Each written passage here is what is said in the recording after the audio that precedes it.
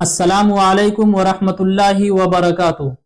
बहुत सारे भाइयों की शिकायतें रहती है कि मुझे पेशाब के कतरे आते हैं। तो देखिए, ये दो टाइप के होते हैं। पहली सूरत तो यह है कि पेशाब से फारिग होने के 15-20 मिनट के बाद एक दो कतरे आ जाएं। एक प्रॉब्लम तो यह है।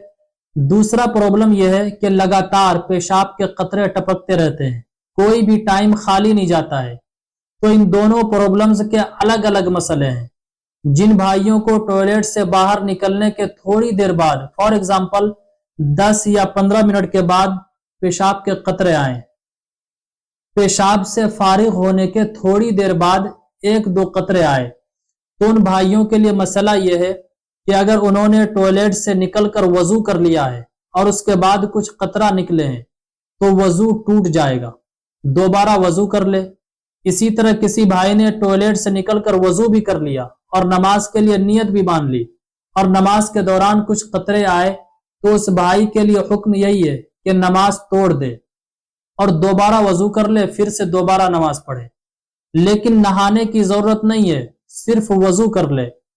अगर पेशाब से फारिग होने के थोड़ी देर बाद कुछ कतरे आते हैं तो नमाज या कुरान मजीद पढ़ने के लिए उसे गुस्ल करने की जरूरत नहीं है, सिर्फ वजू कर ले, काफी हो जाएगा।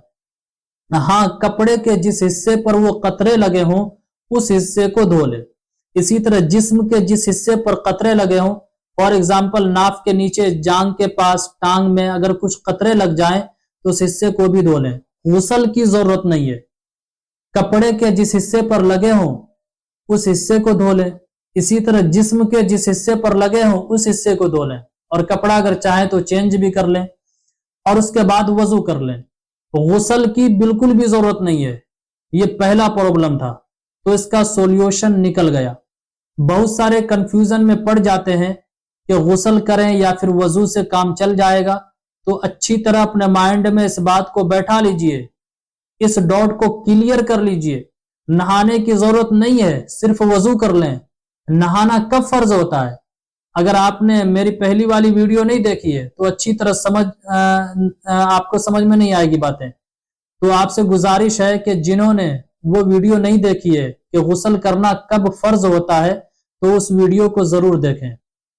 अच्छा, जिनको कतरे एक दो बार आते हैं और परेशान रहते हैं कि कौन बार बार कपड़ा धोएगा, ठंडी में तो बहुत परेशानी हो जाती है, तो उन तमाम भाइयों को मैं एक टेक्निक बताता हूं, इसे यूज करें।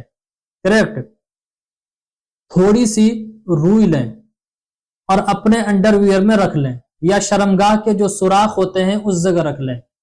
इससे यह होगा कि आपके कपड़े खराब नहीं होंगे, वो रुई उसे जज्ब कर लेगी। चूंकि कतरे एक दो बार ही आते हैं, फिर उसके बाद उस रुई को निकाल कर फेंक दें। तो ये पहला प्रॉब्लम था। अब दूसरा प्रॉब्लम जिन भाई को है, यानी हमेशा पेशाब के कतरे आते हैं, कोई भी वक्त खाली नहीं जाता है, इसको अरबिक लैंग्वेज में कहते हैं सिलसिलतुल बौल, यानी हमेशा पेशाब के कतरे टपकते रहते हैं।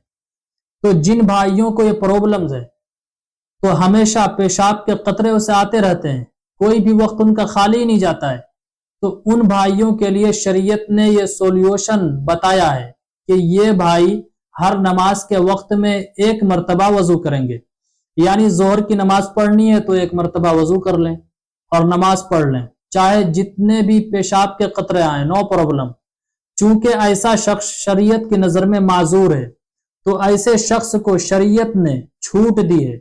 इसी तरह फिर जब असर की नमाज पढ़ें तो दोबारा से एक मर्तबा वजू करें, उसके बाद जब मगरिब पढ़ें तो फिर वजू करें, यानी हर नमाज के टाइम में वजू करें एक मर्तबा, और उसी वजू से उस एक वक्त की सारी नमाजें पढ़ेंगे। फॉर एग्जाम्पल ईशा के टाइम वजू किया तो उसी वजू से ईशा की फर्ज, सुन्नत, वितर, नफिल सारी नमाजें पढ़ेंगे। और शरीयत ने यही हुक्म, यही सॉल्यूशन उन भाइयों और बहनों के लिए निकाली है जिनको नाक वगैरह से खून आते हैं, जैसे नक्सीर का फूट जाना। यही हुक्म उन औरतों के लिए भी है जिनको सफेद पानी आते हों। तो मेरे अजीज भाइयों और बहनों, उम्मीद करता हूं जितने भी भाइयों और बहनों को इस तरह के प्रॉब्लम्स आते हैं, आज की इस छोटी सी वीडियो से सारे प्रॉब्लम्स क्लियर हो गए होंगे।